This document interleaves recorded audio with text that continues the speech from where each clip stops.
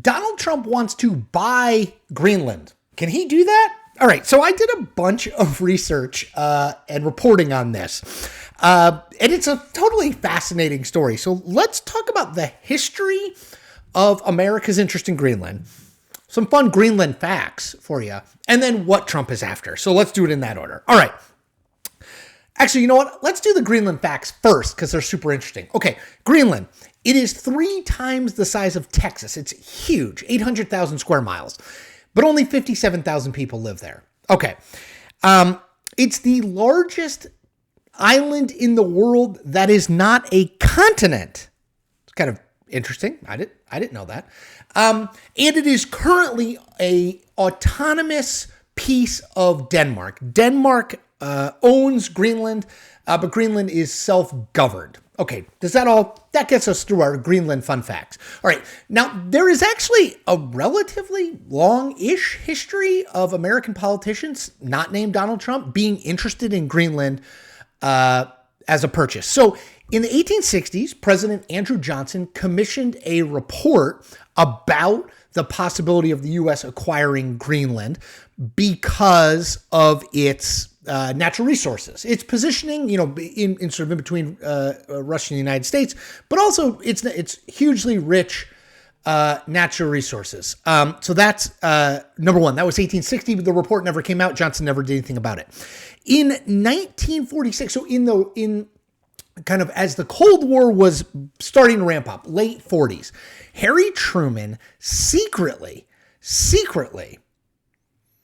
approached Denmark about the possibility of buying Greenland. He was worried about the Soviet Union's encroachment. Again, this is the start of the Cold War. The Soviet Union's encroachment into that space, and they wanted to be there first. The U.S. wanted to be there first. And at the time, he offered $100 million in gold to Denmark. Denmark said no. This wasn't reported at the time. It wasn't reported until decades, I think, later. He did not make a public pronouncement. Which brings us to 2019 when Donald Trump said, hey, you know what? I would be really interested in owning Greenland, which we all thought was sort of a farce. And, he never really went back to it much. There was a little bit of a back and forth with the Danish prime minister, but there wasn't a whole lot to it. Okay.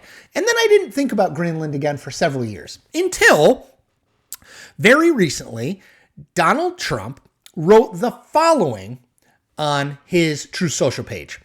Quote, for the purposes of national security and freedom throughout the world, the United States of America feels that ownership and control of Greenland is an absolute necessity. Okay. Now, Trump has been asked about this a little bit, like, why is it an absolute necessity? He said it's a national security reason, though it's not entirely clear what that is, other than the Trump world says that China has been interested in trying to build airports and trying to sort of grow their presence in Greenland, and that would be a threat to the United States. I think it's more the economic interests is what Trump is after, right? Greenland is hugely, as it relates to coal and rare earth metals, which, by the way, are now powering cell phones and lithium batteries and all that sort of stuff, hugely rich in that. Not to mention drilling in oil and gas.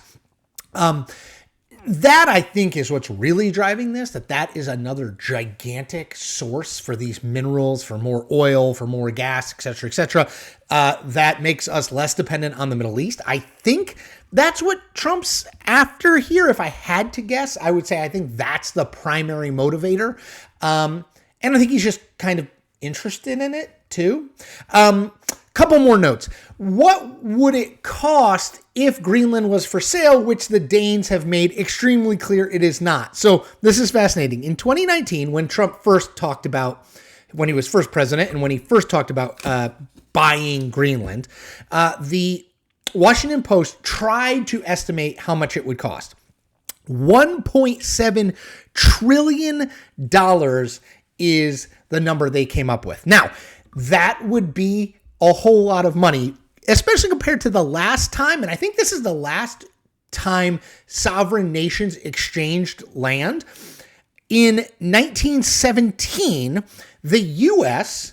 bought the Virgin Islands from, wait for it, Denmark. We do a lot of business with Denmark when it comes to land acquisition. From Denmark for $25 million in gold. That's the last major land transfer between countries. And that was in 1917 for $25 million. We're talking about 1.7 trillion with a T dollars that it would maybe cost if Greenland was for sale. So can he do it? Probably not, though I will note that in a press conference at Mar-a-Lago recently in January, Trump was asked whether he would rule out the use of force to seize Greenland, and he said he would not rule it out. Now, I think it's unlikely that we are going to send the U.S. military to Greenland to seize that country, although there are only 56,000 people there. We probably could do it if we wanted to, but I just don't think we're going to, he says, not totally knowing.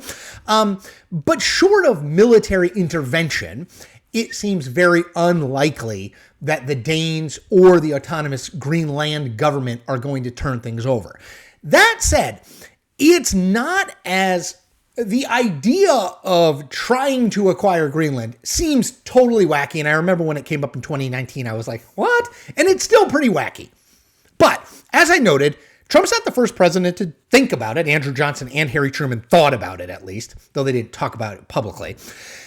And because the climate is changing and warming, Greenland, much of which was covered by ice, you know the whole thing, like Greenland is filled with ice. Iceland is actually pretty green. Greenland, which was covered with ice, it's melting, which is making a lot more of the territory diggable, mineable, drillable, et cetera, et cetera. So it's actually potentially a massive mother lode, excuse me, as it relates to minerals and oil and drilling and that sort of thing. As the climate changes and warms, one consequence of that is Greenland is actually a place that I think is going to be more and more coveted. So it's not insane that Trump has an eye on it. I think it's extremely unlikely that all of a sudden Greenland is like, you know what?